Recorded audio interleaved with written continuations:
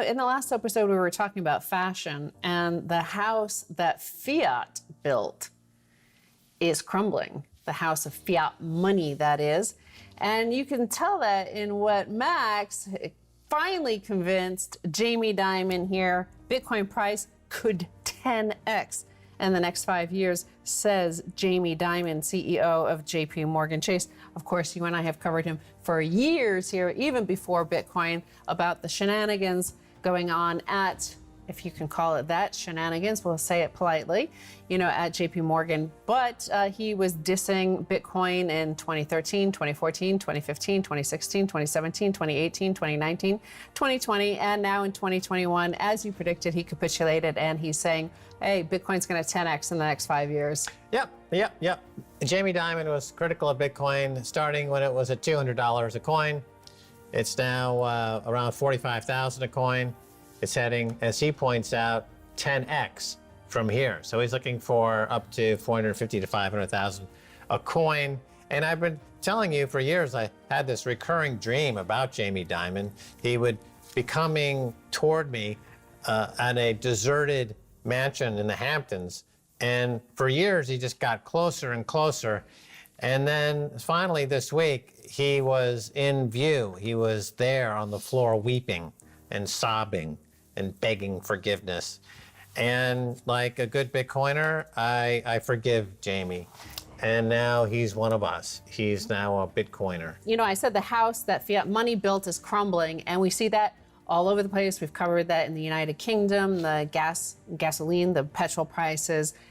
All prices are rising across the UK, across Europe, across America, and we're starting to see shortages. A lot of it, the shortages of goods and services are caused by the shortage of workers who don't want to work anymore, but also who haven't been able to be trained because of everything being locked down for nearly 2 years now. We're heading to the second year anyway. One thing I could say about why in this sort of situation we might see Jamie Dimon going towards Bitcoin is that he sees the house of fiat money crumbling, right? And you could see that the Fed speak, how you have Fed speak that's obfuscating all their money printing and the covering up of the crimes. Well, it's starting to meet pleb speak. So here's one thing that why Jamie Dimon might want some unconfiscatable wealth is the mood, the mindset. We're always talking about the mindset, the inflationary mindset. Well, part of that is this sort of headline: Berlin votes to target corporate landlords, socialize 250,000 apartments. This was a non-binding vote, but it shows you the mood of the people. About 60% of Berlin voted to basically seize 250,000 apartments from big corporate landlords, those who owned more than 3,000 apartments.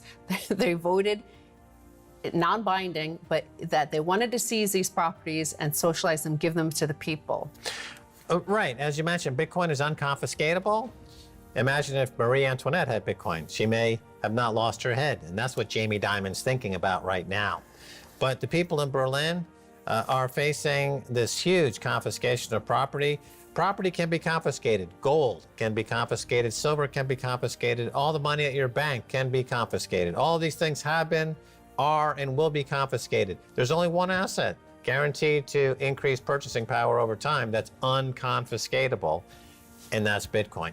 And it's great for people who just want to get some wealth for the first time in their lives, like the folks in El Salvador who are putting away 10, 20 bucks at a time. This is the first time they've had unconfiscatable hard money. Or you're Jamie Dimon and you're trying to, hightail it out of Dodge before the pitchforks and guillotines show up. Either one, you're both welcome to join the Bitcoin revolution. Right. So, where we saw an exodus of Bitcoin and Bitcoin miners was from China. And now part of it was having to do with them shutting down miners because they said about electricity and electricity costs.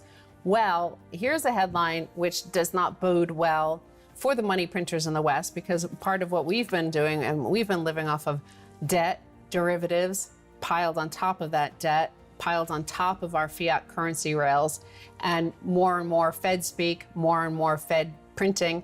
Now the Treasury is printing, the government is printing.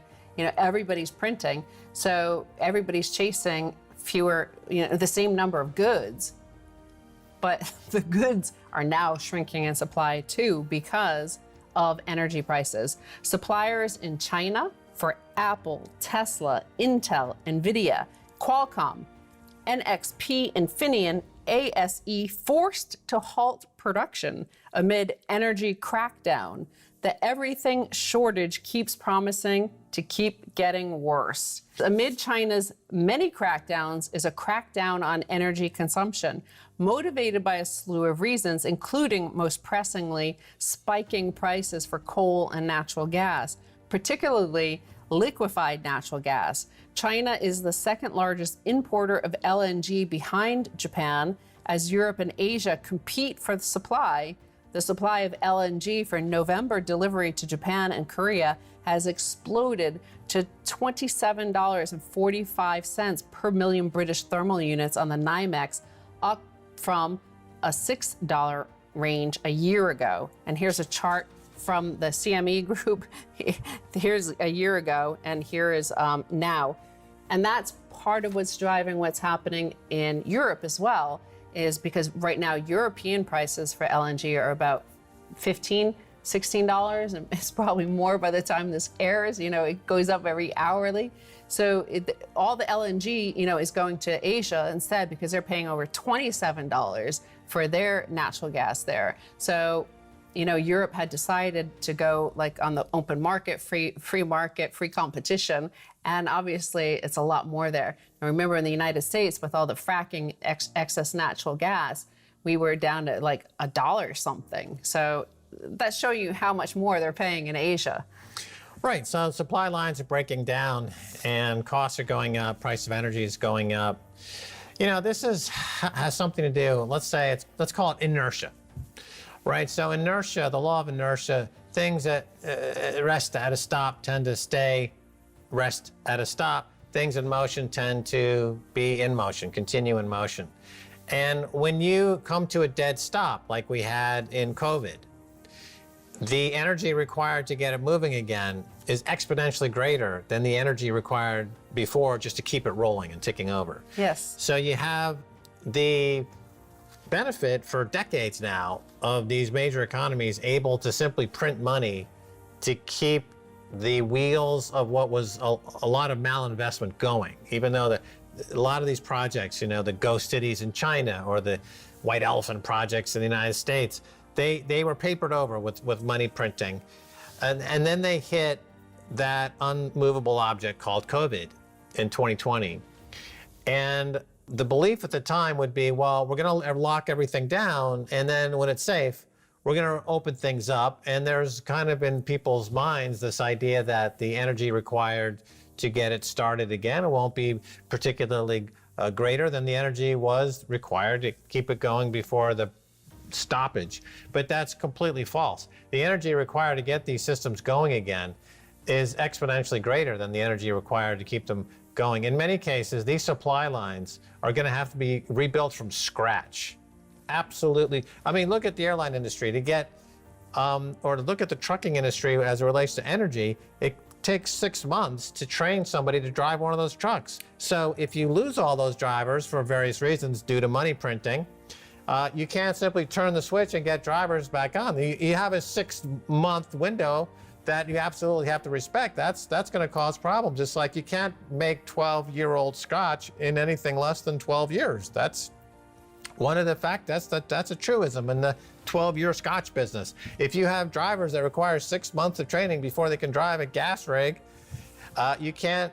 That's what it requires. So if you pull the plug on it, now to start it up again, they're finding that they don't have the energy. It's not available at any price. And what's happening to the price? It's going up. And by the way, all the money they printed is still sloshing around, and that's causing inflation. And so systemically speaking, this is the Jim Rickards moment that he spoke about, that snowflake on the mountainside that starts the avalanche. He's a systems analyst, Jim Rickards. He's written many books, look him up. And I think this is the avalanche. This could be the avalanche, and it is the house of that fiat money built is crumbling. And it's interesting that if you look at it, the globalized economy built on top of geopolitics. Now, geopolitics is based around mutually assured destruction. That's how it keeps it a consensus model on the politics stage. It is like not of mutual cooperation, but mutual destruction. We will kill each other. On top of this, that geopolitics, you built this economy that we didn't even realize was mutually assured destruction happening, that one piece goes and the whole thing falls apart.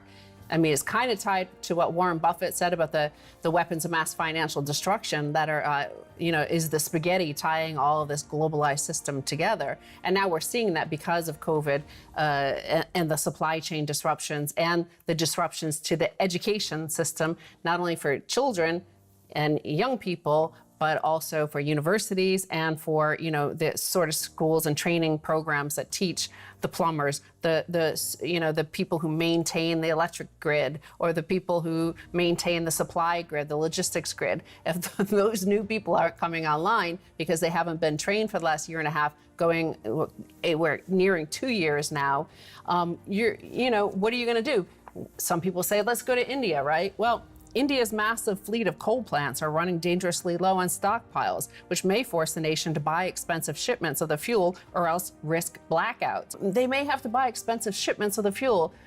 As we just covered, China is also out there trying to find expensive shipments, and Japan. So everybody's racing to get some of these, there's panic buying on the nation state level. And the next panic buying will be of Bitcoin. Right. Well, the incentives in the traditional economy are not well organized because economics is a social science and not a hard science like physics or chemistry. But Bitcoin is the hard science of money. It is the first time you have algorithmic, mathematically pristine and perfect money. That's the first time in history.